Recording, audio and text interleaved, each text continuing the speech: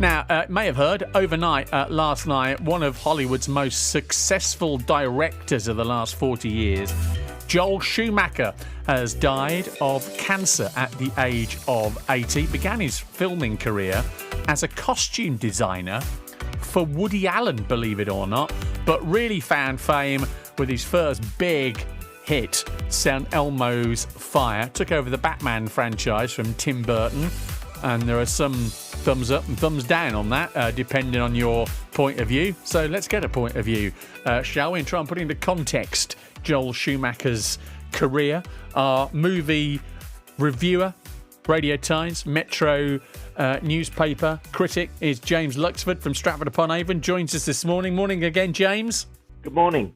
When we spoke yesterday morning, didn't think we'd be speaking again quite so quickly. But the passing of Joel Schumacher yesterday at the age of 80, try and put some kind of context together for people who won't have heard of him, not aware of him. Who exactly was he? What did he achieve? He achieved a great deal. He is a director who came to prominence in the 80s with films such as St. Elmo's Fire, The Lost Boys, Flatliners towards the end of the 80s. Became something of a reviled figure due to his involvement with the Batman franchise. Batman Forever in 1995 was a reasonable hit. Batman and Robin with George Clooney, remembered as perhaps one of the worst films of all time, and a film that delayed the Batman character, if you will, for about 8 years until Christopher Nolan took over. He's been given that reputation. I always think it's a bit unearned because other than that one sort of dip, shall we say, he's been a very influential filmmaker. Films like Phone Booth, Number 13, Veronica Guerin, and of course, as we mentioned, The Lost Boys. Really, really stylistically and in terms of what it did for the careers of those involved, really took off a lot of the big names in Hollywood and inspired lots of people. Yeah, let's hear a little bit of St. Elmo's Fire first of all, and again, maybe just talk a little bit about that specific era of his career. Love's an illusion. It's the only illusion that counts, my friend. Says who? Anyone who's ever been in love. Love sucks. So does your attitude. The teenage coming of age, wasn't it? I mean, that sort of that crowd of actors who are from that time, Rob Lowe, Andrew McCarthy, people of that ilk, and he was very much part of that, wasn't he? He was, yes. He's someone who brought out a lot of good things in actors.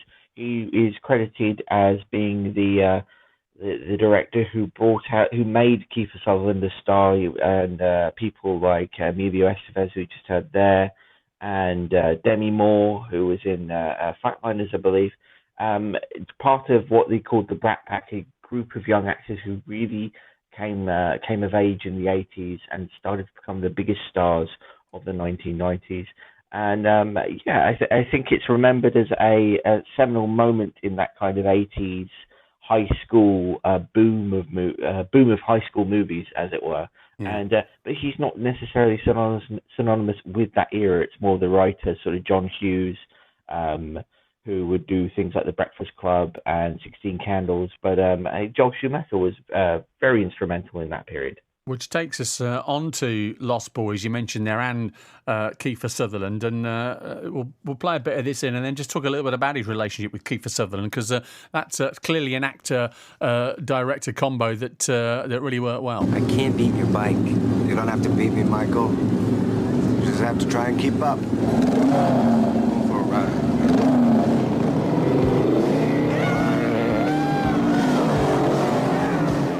From Lost Boys there, and like I say, he worked really closely with Kiefer Sutherland on several things. You mentioned Phone Booth, which again, as a movie was only like an hour and 20 minutes long, wasn't it? But the whole movie set on Colin Farrell inside a phone booth being played with psychologically by Kiefer Sutherland's voice. Yes, absolutely. He just Schumacher as a director just seemed to bring different things out of the actors he worked with. Of course, he got Jim Carrey in Batman Forever as the Riddler, which is sort of the performance you'd expect from Jim Carrey.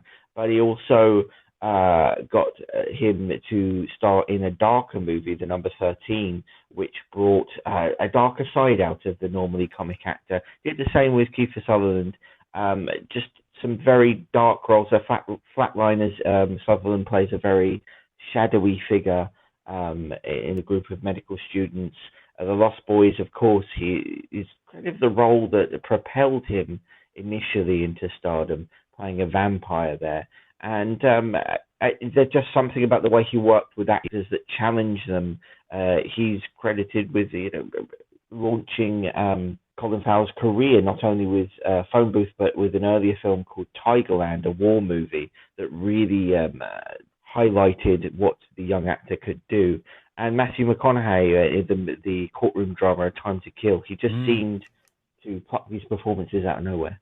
Great movie. Forgot about that one as well. Just reminds you again of the body of work that Joel Schumacher has left behind, passed away at the age of 80. James Luxford, appreciate your time this morning, James. Speak again on Friday. Thank you. James Luxford, movie critic of Radio Times Metro newspaper, on the life of Joel Schumacher, who's passed away yesterday at the age of 80. BBC CWR. Make a difference. For a Tuesday morning.